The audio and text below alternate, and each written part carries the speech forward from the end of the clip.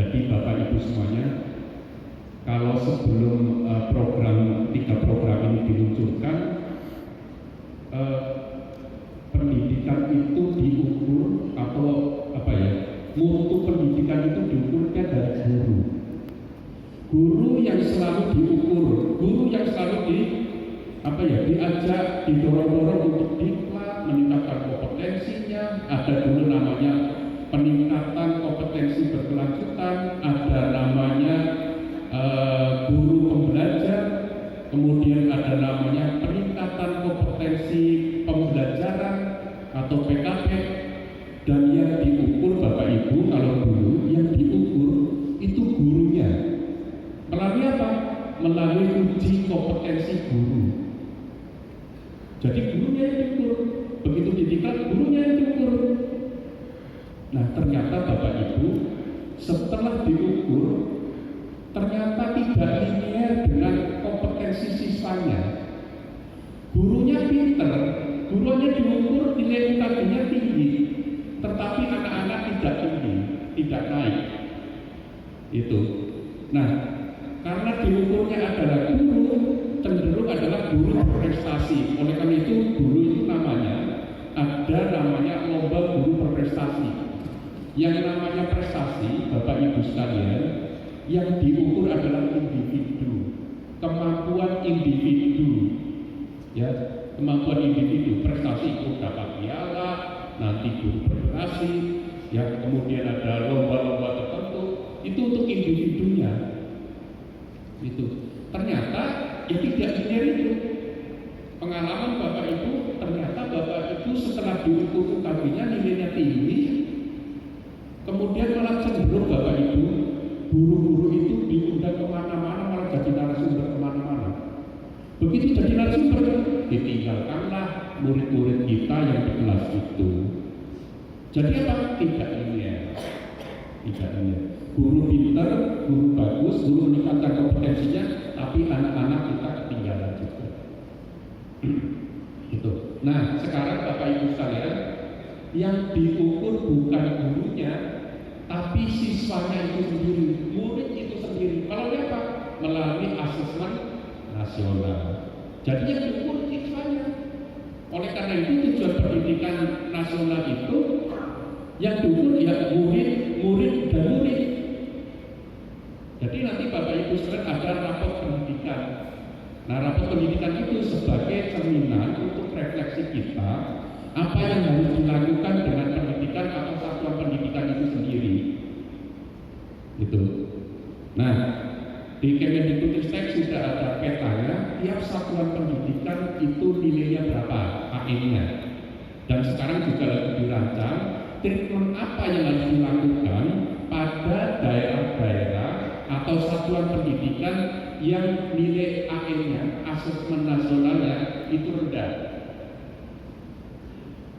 Nah, kelihatannya Bapak Ibu banyak sekali yang harus dilakukan dengan untuk peningkatan kompetensi dalam hal ini asesmen nasional. Karena Bapak Ibu, ilmu itu ternyata tidak berdiri sendiri. Ilmu matematika tidak berdiri sendiri. Ya, ilmu bahasa tidak berdiri sendiri. Oleh karena itu sekarang ada 3 yang diukur, yaitu literasinya. Literasi bukan berarti hanya membaca, tapi memahami dan bisa memecahkan masalah. Kemudian numerasi. Kemudian yang 3 adalah karakter. Jadi 3 ini yang Bapak Ibu sekalian ke depan akan diukur. Jadi dan ilmu tiga nilai komponen ini adalah ramuan dari semua mata pelajaran. Jadi ke depan Bapak Ibu sekalian tidak ada yang namanya ujian nasional yang fisikanya berapa, matematikanya berapa, bahasa Indonesianya berapa, tidak ada lagi. Tapi adalah bagian dari komponen 3 komponen itu nanti yang akan diukur. Saya dulu jadi kembali ke masa lalu berpikir bahwa saya dulu diajari matematika Bapak Ibu tentang luas lingkaran 4 persegi panjang itu digambar di papan tulis Bapak Ibu, tapi saya tidak tahu itu untuk apa sebenarnya. Karena pembelajarannya tidak bermakna.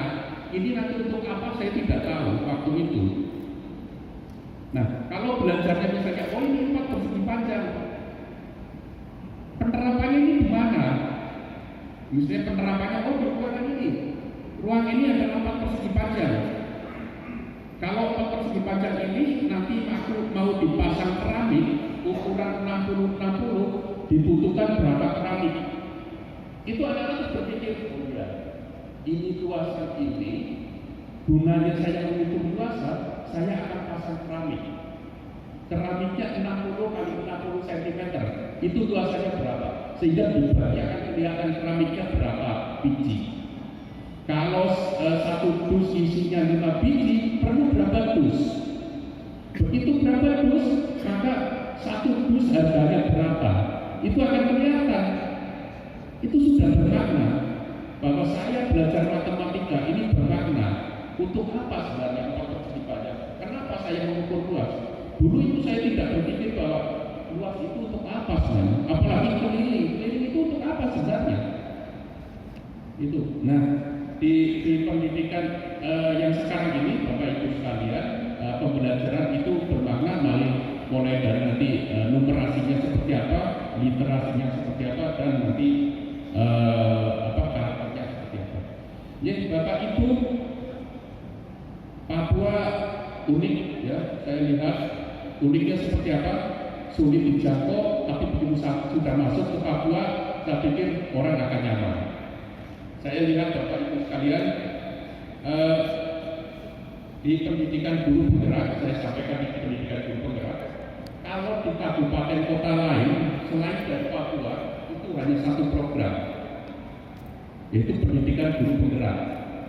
Pendidikan itu menggunakan sistem online, ada online, ada juga tatap muka atau hybrid, gitu. Namanya kita pendidikan guru penggerak reguler. Saya dulu berpikir bahwa karena tidak pernah ke Papua, saya berpikir bahwa dengan pendidikan guru penggerak yang reguler atau yang sifatnya online dan tatap muka, saya pikir sudah menyelesaikan pendidikan atau pendidikan guru penggerak di seluruh Indonesia. Ternyata tidak. Saya pernah rakor dengan Bapak Ibu Kepala Dinas yang dari Papua yang waktu itu di Makassar. Saya itu diprotes habis-habisan ya oleh Kepala Dinasnya, Pak Kasiman menjelaskan tentang PGP tapi online. Lihat ke Papua, ada yang tidak punya listrik. Jangan bicara untuk jaringan, listrik saja tidak ada. Bilang seperti itu, saya gimana ya? Saya tergerak, saya hanya berpikirkan di Jakarta, kemudian yang di Jawa, yang di Sumatera, Kalimantan, seperti itu. Ternyata tidak seperti itu. Saya sampai bilang, Pak Kasiman, kalau tidak ada desain lain, selain yang Pak Kasiman ceritakan itu, di Papua tidak ada guru penggerak sampai Audal. Audal apa itu? Sampai akhir tahun pun tidak ada ketemu nanti. Tidak ada guru penggerak di daerah itu. Terus kita setelah itu Pak, saya berpikir, oh iya, ada juga daerah-daerah dikiranya kita mikir Jakarta yang seperti Jakarta, transport gampang, tinggal Gojek, Gokar, ya. Kemudian jaringan gampang, tidak seperti itu. Ternyata di sini beda. Setelah itu dibuatlah namanya PGP daerah khusus. Jadi PGP daerah khusus atau pendidikan guru penggerak daerah khusus sekarang sudah berjalan juga adalah pendidikan guru penggerak yang dilakukan secara luring atau tatap muka. Tatap mukanya full. Berapa? 6 bulan. Tapi tidak 6 bulan penuh Pak. Jadi ada tatap muka, kemudian belajar mandiri, tatap muka, belajar mandiri, kemudian aksi nyata, tatap muka lagi ada 4 kali. Jadi tidak full 6 bulan, totalnya 6 bulan yang durasinya. Saya pikir, saya berpikir lagi Pak, Bapak Ibu. Saya pikir pendidikan guru penggerak reguler dan pendidikan guru penggerak daerah khusus itu bisa menyelesaikan Papua. Tidak juga Bapak Ibu. Tidak bisa menyelesaikan juga. diprotes lagi Bapak. Pak Kasiman, di tempat saya itu ada daerah yang kurang aman, ada daerah yang kurang aman, sehingga fasilitator mau masuk aja takut, gitu kan? Bagaimana ini? Nanti sampai apapun saya nggak ada di kontrak di daerah saya, sehingga saya berpikir lagi, gimana ya caranya? Jadi daerah-daerah yang konflik atau tidak aman itu harus diintervensi juga oleh Kemendikbudristek. Itu bagian dari Indonesia juga. Sehingga ada satu lagi pendidikan guru penggerak intensif untuk daerah yang tidak aman. Caranya bagaimana? Guru-guru yang ada di daerah yang tidak aman itu nanti akan dikeluarkan, akan diundang ke daerah yang aman untuk dididik. Itu untuk dididik. Jadi nanti berapa bulan itu? 2,5 bulan. 1 bulan nanti tatap muka di bawah kedua, kemudian 1 bulan itu kembali lagi melalui belajar mandiri dan aksi nyata, kemudian belajar lagi ketemu lagi. Itu nanti bisa cepat selesai, Bapak Ibu. Jadi ada 3 segmen nanti, walaupun nanti Papua ya dari satu Papua itu berbeda-beda, tidak masalah Bapak Ibu. Kita sudah pikirkan. Jadi kalau besok Bapak Ibu sekalian protes Pak Kasiman, tempat saya itu nggak bisa, artinya malam ini sudah terjawab. Ya, jadi Bapak Ibu sekalian tidak masalah nanti kalau ada beberapa